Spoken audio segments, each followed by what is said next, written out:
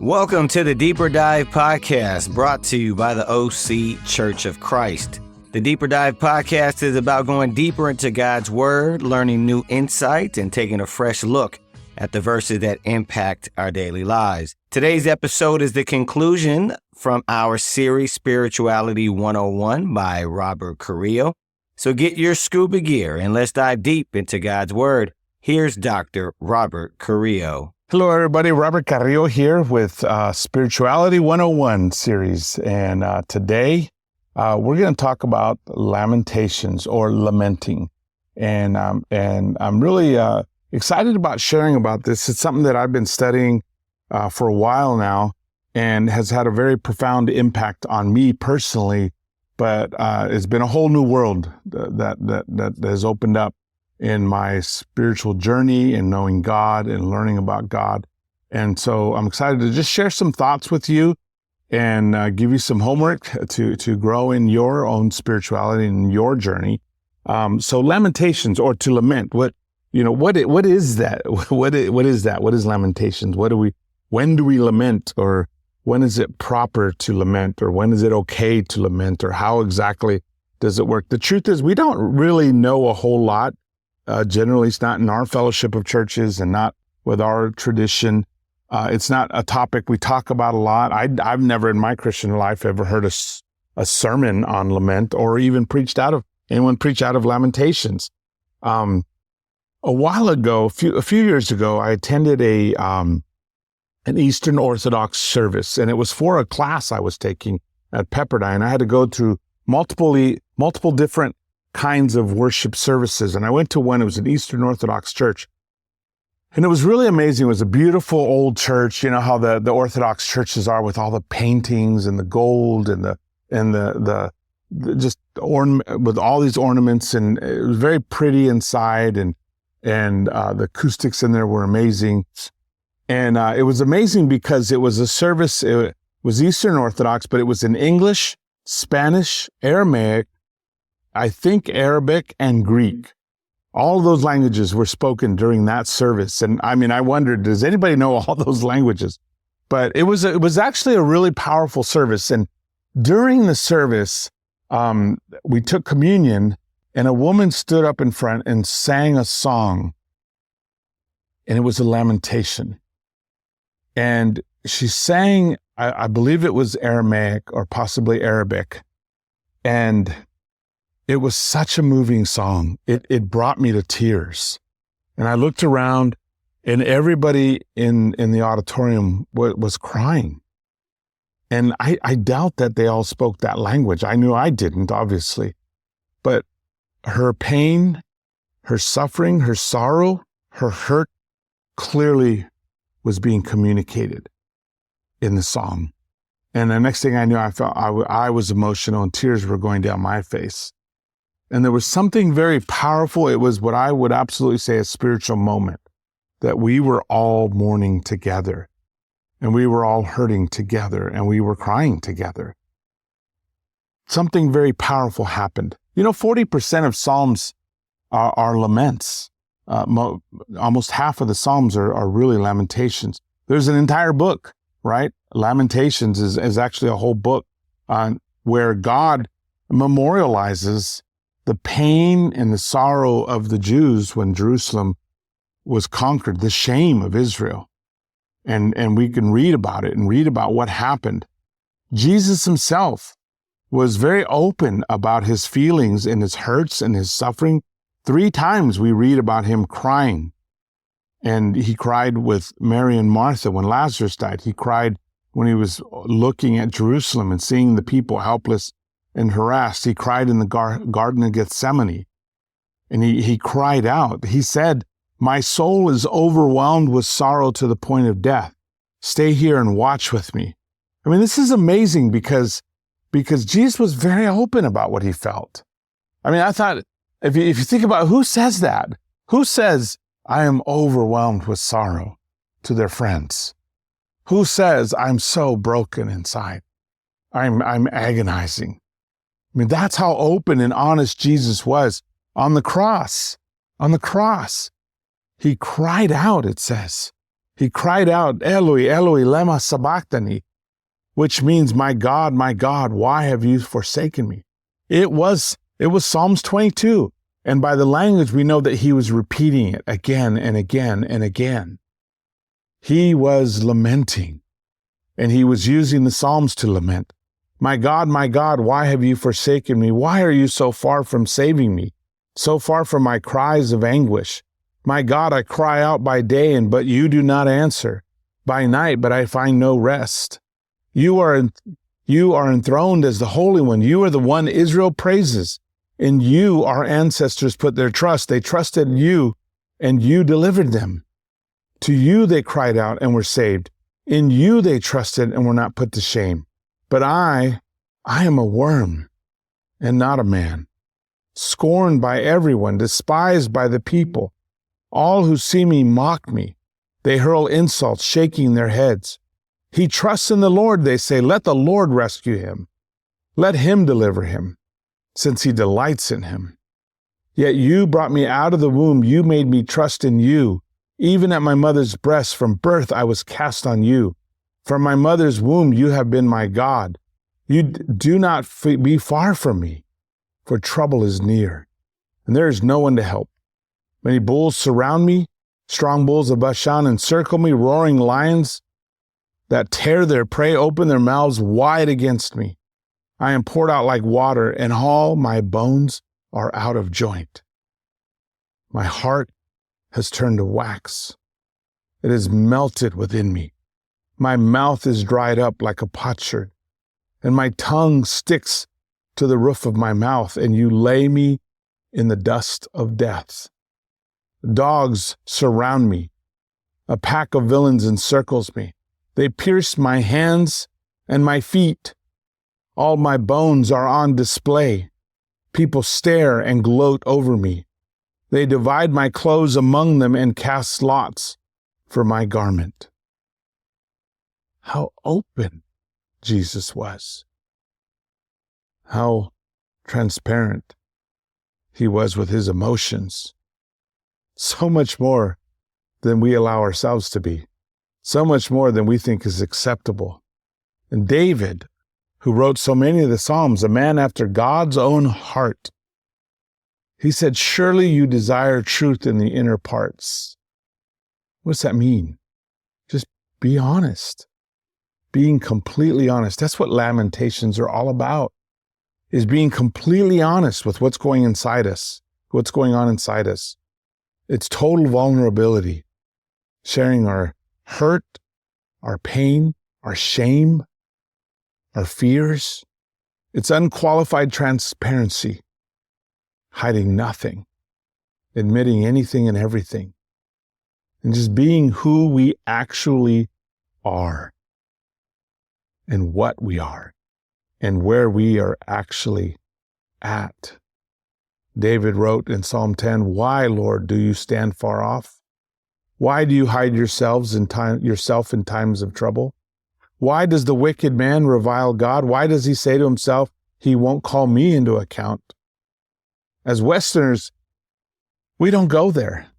We're not that honest. We're not that open. We're uncomfortable, even with weeping and hurting. We're uncomfortable with pain. We don't tolerate suffering. We tell people, be strong. And when someone cries, we say, don't cry, be strong. Even at funerals. My goodness, if you can't cry at a funeral, where in the world can you cry? No, crying is part of who we are. It's part of the process of grieving. I'm learning so much right now. I'm learning that laments or lamentations are no small thing. In fact, a lament has become another channel through which I can deeply connect with God, where I can find a profound connection with him. I even have a playlist on Spotify, lamenting music, if you need some. A playlist, honestly, that I think a lot of members of the church need. They are essential, lamentations. They're essential to our spiritual development, to our spiritual maturity, They're part of God transforming our minds and our hearts. They're key to having an honest and sincere and authentic walk with God. They're important for helping us to know God and to be known by God.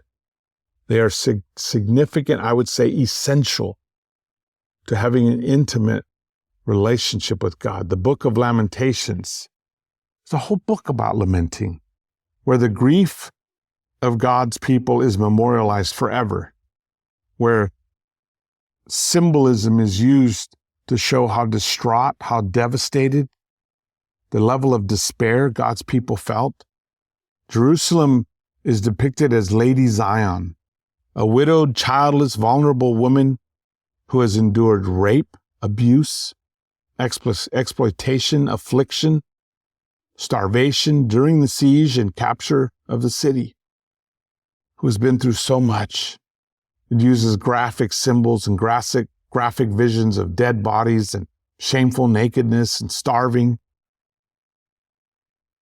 to describe and to communicate the level of pain and despair that God's people felt. It's honestly, the Book of Lamentations, it's a painful read.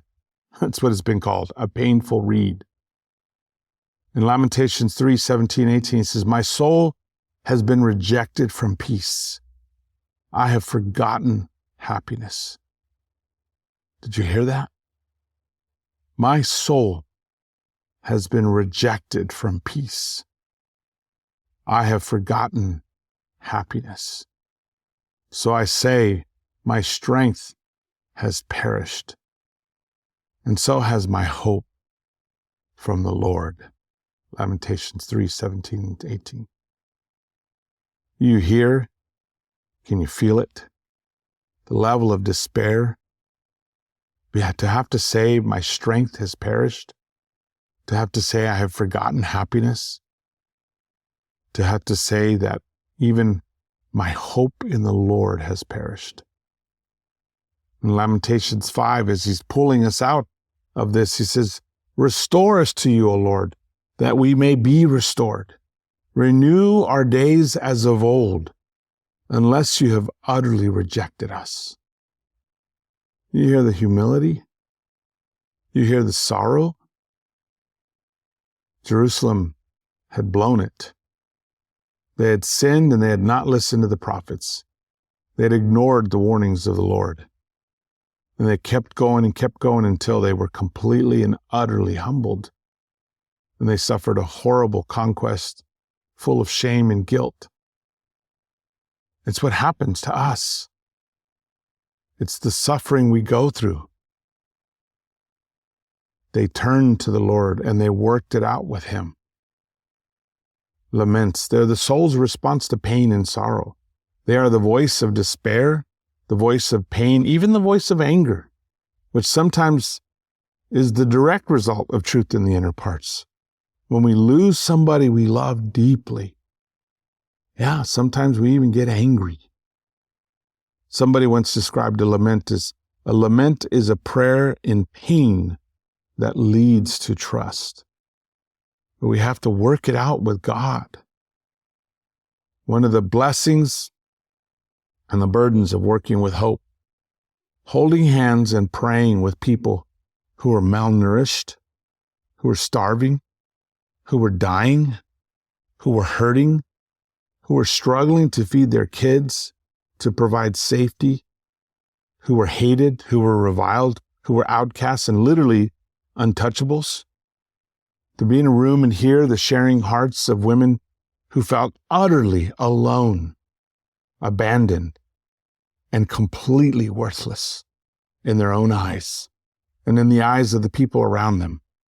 Men enslaved and helpless to overcome their own struggles, their own weaknesses, their addictions, unable to help their families, unable to help their children, and filled with despair.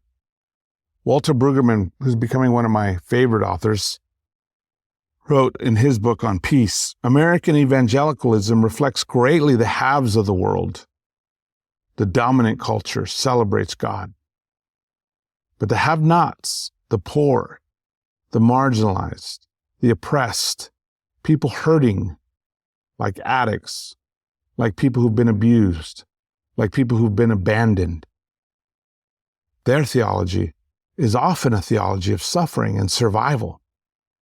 They want to celebrate God, but what they relate to, what resonates for them, is the God who suffers, the God who feels their pain, the God of compassion, the God who heals, the God who rescues. Sung Chan Ra, in his book, Prophetic Lament, it's an amazing book on the theology of lamentation. He shows how people need to understand that God is the God who is the healer, the redeemer, the rescuer. You can hear it in our music. Modern songs are oftentimes modern lamentations. You hear it in the black gospel tunes from the church, especially the old ones that reach a deep down into the soul, expressing the pain and the anguish of hundreds of years of slavery and racism. And you feel it. I mean, I hear those songs and I get goosebumps, and I'm not black, but I relate to the pain and the sorrow, and I relate to the hurt, and it resonates with my soul. You hear it in the anger of the modern hip-hop artists and hip-hop music and rock music that is the music of the disenfranchised, of the left out and the angry. You hear it in the ballads of Mexico as they sing about their poverty and their pain and their suffering and their despair. You hear it in the old Irish tunes of lamentations. They have a genre of music of lamentations that expresses the pain of centuries of oppression and struggle against the English. And that theme runs all the way into American country music. We joke about country music always being the story of somebody who pickup truck broke down or lost their dog or wife left them or this or that. And what are they doing? They're singing out their pain. They're singing out their sorrows. That's lamentations. That's what Psalms are. And you really hear it in Jewish music. A people who for thousands of years have suffered. We all know about the Holocaust, but there were many Holocausts in Jewish history. There are many times that Jews were hunted down and suffered horribly. It wasn't the only time. It goes all the way back through the Old Testament, through their sufferings, through their conquest, through lamentations. Every people has their own form of lamentations. Everyone suffers someday. Everyone goes through hard times, and everybody has a time that they need to lament. In the last 14 months, we've been through a lot together. In the last year and a half, our world has suffered a lot, and it weighs heavily on our hearts. And when we have all this pain coming in, how does it manifest itself? What do we do with it? The stress and the anxiety, depression and anger and fear and despair, all these things are the fruit of what our world is facing. And the thing about it is, our country doesn't even know how to lament. We don't even have those traditions. Old traditions in third world countries and old cultures, they have it. They know they mourn for a certain amount of days. They wear a certain amount of clothes. The Jews have a whole system of mourning. They know how to process this, but we don't. Our country is young, it's new, and we have no history, and we've cast off all the traditions, and we don't know what to do with lament. We just want to take a pill. We just want to go get drunk. We want to go get high. We want to escape any kind of suffering or pain. Even Christians, even disciples, don't know what to do with the pain that we feel sometimes. We need Psalms, especially the Psalms of lament. We need to be able to be honest about what's happening in our hearts. We need to express what's happening on the inside and to be able to work it out. We need to be able to share with God and share with each other. It was a powerful thing that day in that church when I looked around and we're all crying. We don't know each other. We don't even speak the same language. But somehow a bond was made. The language we do speak together is suffering and is pain. And we can share that. Even that is a spiritual thing that God gives us a family to share our pain with. I read this story one time as a little boy who came to his house one evening, and his mother asked him, "Where have you been?" And he said, "I was next door with Mr. Johnson." And she said, I told you not to bother Mr. Johnson. His wife just died last week. And the little boy said to him, it's okay, Mom. I was helping him. And she said, how were you helping him? And he said, I helped him cry. We just cried together. We need that. We need someone to share our pain and our sorrow with. In Romans 12:15, Paul wrote, rejoice with those who rejoice, but weep with those who weep. Weep with those who weep. Sometimes we have to work it out. That's part of processing our pain and what we go through. Julian Norwich, a 14th century mystic. Her parents died in a plague. She suffered much as a young woman, as a child and as a young woman. She had a very famous saying, all shall be well, and all manner of things shall be well. I think that was a mantra. It reminds me of that song, It Is Well With My Soul. And the guy who wrote it had just lost his wife and his child. It is well with my soul. We have to work these things out with God and with each other when we're hurting. David wrote in Psalm 25, my eyes are ever on the Lord, for only he will release my feet from the snare. Turn to me and be gracious to me, for I am lonely and afflicted. Relieve the troubles of my heart and free me from my anguish. Look on my affliction and my distress and take away all my sins. See how numerous my enemies are and how fiercely they hate me. Guard my life and rescue me, and do not let me be put to shame, for I take refuge in you. May integrity and uprightness protect me, because my hope, Lord, is in you. That's his psalm. You feel it. You can feel it. Because we've been there before and we have felt these things. And usually the truth is we're not that transparent. David was a man after God's own heart. The Lord is a God who avenges. Oh, God who avenges, shine forth, rise up, judge of the earth, pay back the proud for what they deserve. David, he wanted God to deal with people. How long, O Lord, how long will the wicked be jubilant? They pour out arrogant words. All evildoers are full of boasting. They crush your people, Lord. They oppress your inheritance. David was angry, and he just poured it out before God. A psalm of Asaph in Psalm 79. Pour out your wrath on the nations that do not acknowledge you, and on the kingdoms that do not call on your name. I mean, Asaph was like, get them, Lord, get them. Deal with them. In the ministry and leadership, we feel the critical knife of people. People being critical, fault finders, standing in judgment over our lives, who condemn us and proclaim us not good enough, not spiritual enough, not good enough leader, not serving enough, not giving enough. It always amazes me. I can be there for 10 people hurting and one person I'm not there for, and I get judged for it. It's just leadership, though. And that's how people are. And we need those Psalms sometimes. We need the Psalms to be able to just work out our own feelings. In Psalm 31:13, he wrote, I have heard the whispering of many people and terror on every side. While they made plans together against me, they were plotting to take my life. I trust you, O Lord. I said, you are my God. My future is in your hands. Rescue me from my enemies, from those who persecute me. Smile on me and save me with your mercy. I mean, as leaders, sometimes we need to be able to pray that because we feel so much and we carry such a burden. We wrestle with despair. It searches for us. It searches for us. It hounds us. Sometimes it jumps us and beats us. It beats us down in the dark alleys of our minds. You're not enough. This year we've wrestled with a lot.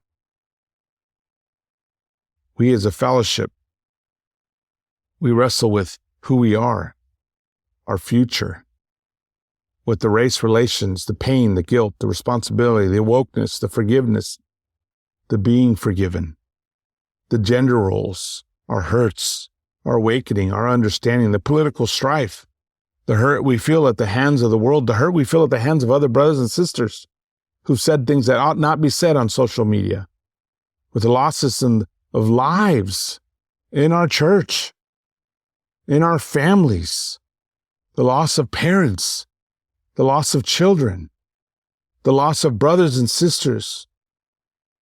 We feel it. The concerns of the world, and what kind of world are we leaving our children and our grandchildren? What kind of world are we leaving for them? What kind of church are we leaving for others? Lamentations are a blessing from God. In Psalm 107, then they cried to the Lord in their trouble, and he saved them from their distress. He sent out word and healed them. He rescued them from the grave. Let them give thanks to the Lord for his unfailing love and his wonderful deeds for mankind. Did you catch that? Let them give thanks to the Lord for his unfailing love and his wonderful deeds for mankind. We need to consider the ways of the Lord. We got to work it out. Lamenting, it's a channel that God gave us to share our hurts, to process our hurts, to move forward through our hurts, not running from, not hiding from, not ignoring our pain, our sorrow, because it's there and it's real, but handling it and processing it with God and in God and with each other as God intended. That's why there's so many lamentations in the Bible, because we need that. And Jesus needed it. We need it. Your homework, write your own lamentations. Take this week and journal and write down your own lamentations. What do you lament in the world, in the church, in your life? What is your lamentation? God bless you. Buen camino. Thank you, Robert, for this great series, and thanks for listening to Deeper Dive by the OC Church of Christ. If you want to get connected to us or want to donate to the program, go to our website, occhurchofchrist.com, or on social media at the OC Church. Join us next time for our next Deeper Dive.